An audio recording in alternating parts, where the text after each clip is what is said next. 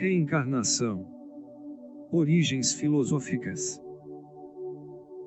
A crença na reencarnação é uma ideia tão antiga quanto a nossa própria história. No vídeo de estreia do canal Universo Invisível, falaremos sobre diferentes conceitos de encarnar e reencarnar em diferentes culturas ao longo do tempo. Mas antes de saber mais sobre esse assunto, peço que se inscreva no canal, compartilhe o vídeo e deixe seu like, pois assim, nos sentiremos ainda mais motivados a oferecer conteúdo de qualidade para vocês. Vamos ao vídeo.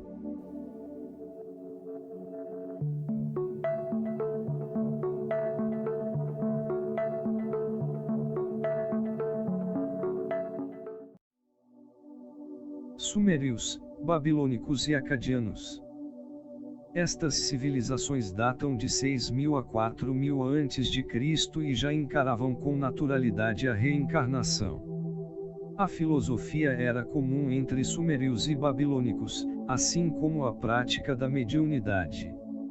Já no livro egípcio dos mortos, havia as etapas de passagem de uma alma após a morte para sua vida subsequente, mas não implicitamente sobre a retomada de um novo corpo, tendo em vista os preparos funerários pela mumificação. Mas como em todos os povos e religiões encontramos as dissidências, alguns apontamentos contrários encontram evidências na figura do chacal, Misu, que quer dizer nascer. Os egípcios usavam totens de animais como símbolos para os fenômenos naturais, e a figura do chacal estava relacionada ao processo da morte e do nascimento. Dessa forma, a simbologia de 3 peles de chacais consecutivas representaria múltiplas reencarnações ou renascimentos, segundo sugere um estudo publicado na obra From Light into Darkness, de Stephen S. Miller.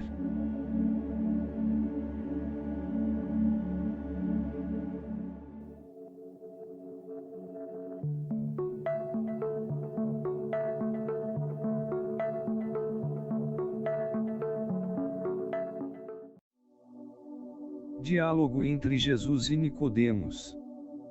E havia entre os fariseus um homem, chamado Nicodemos, príncipe dos judeus.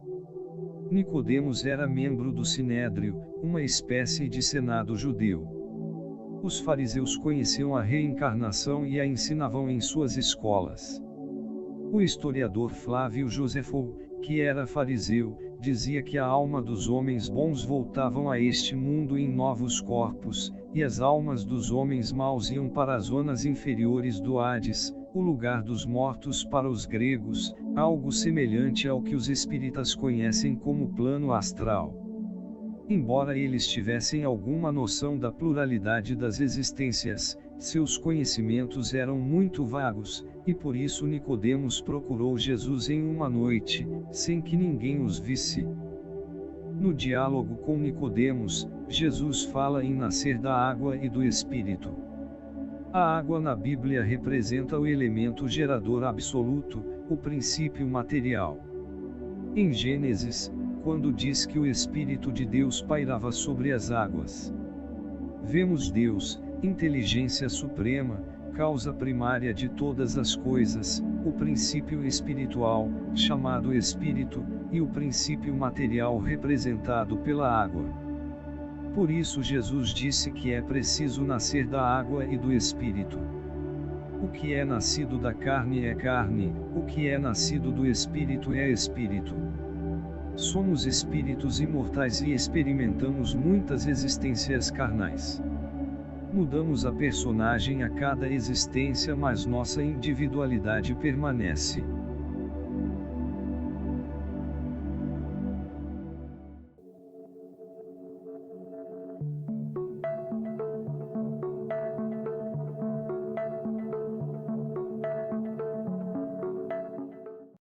A crença chega ao Ocidente.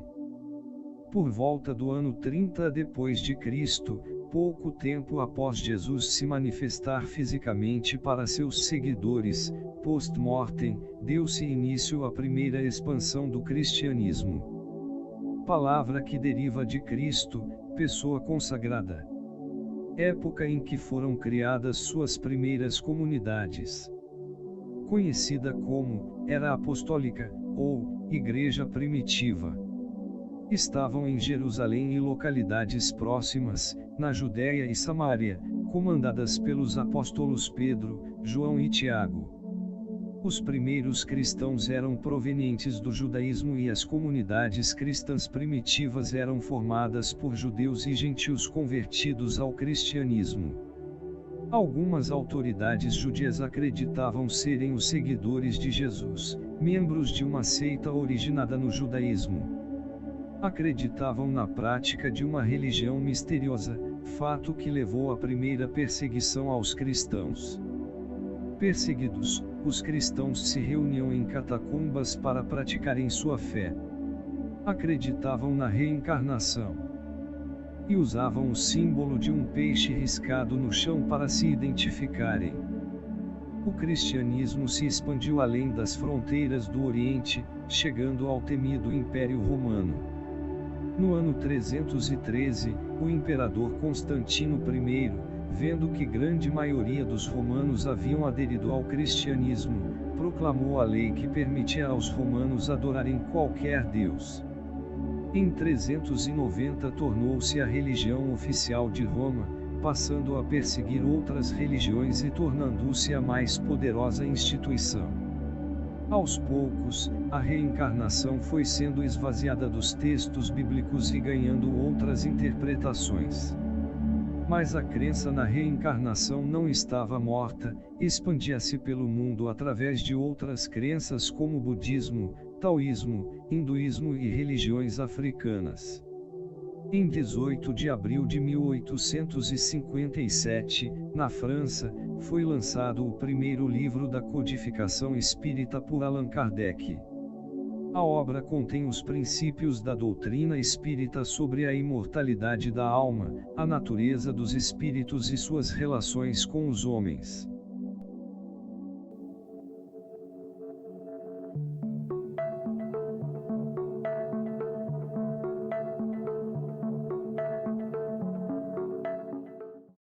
A ciência poderá um dia comprovar a reencarnação.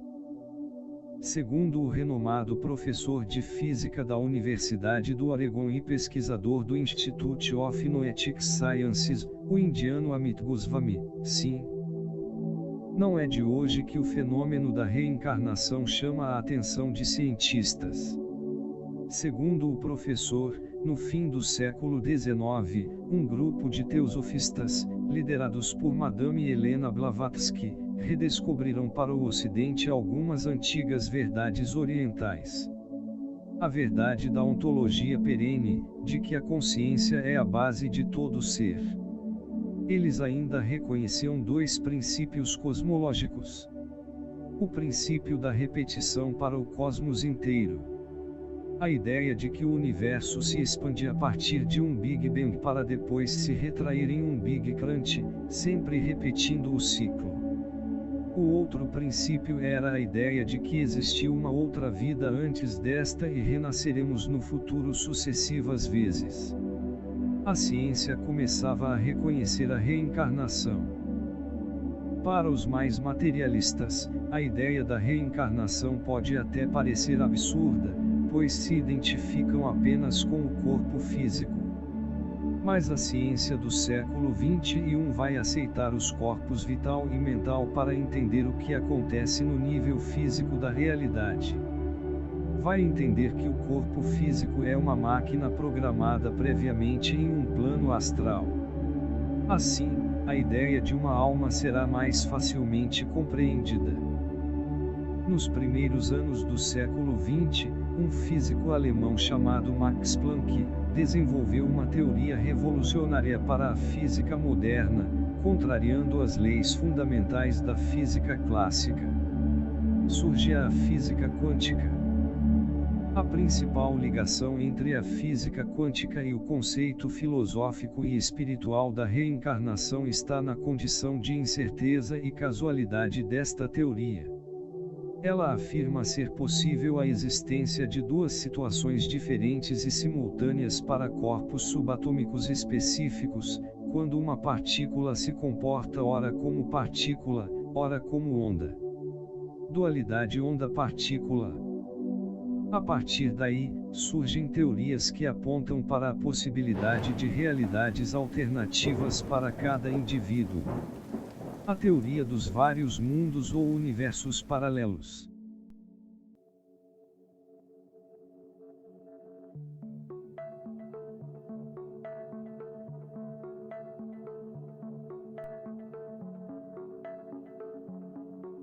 Em missão ou expiação, não importa, temos que dar o nosso melhor, bem aproveitando a oportunidade existencial que Deus nos proporciona, educando-nos, melhorando-nos, desenvolvendo as virtudes e crescendo em conhecimento, para que possamos retornar ao mundo espiritual com a glória de termos vencido a nós mesmos e o mundo, tornando-nos um homem de bem.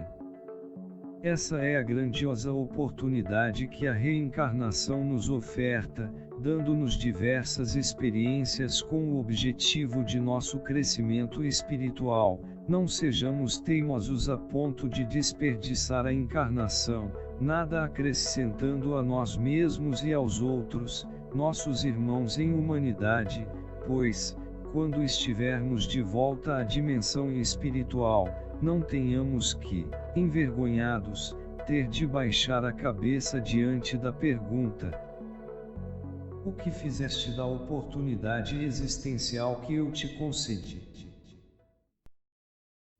Esse foi o vídeo de estreia do canal Universo Invisível. Agradeço a todos que chegaram até aqui e mais uma vez, peço que se inscrevam no canal, ative o sininho de notificação e ajudem a divulgar o nosso trabalho. Até o próximo vídeo.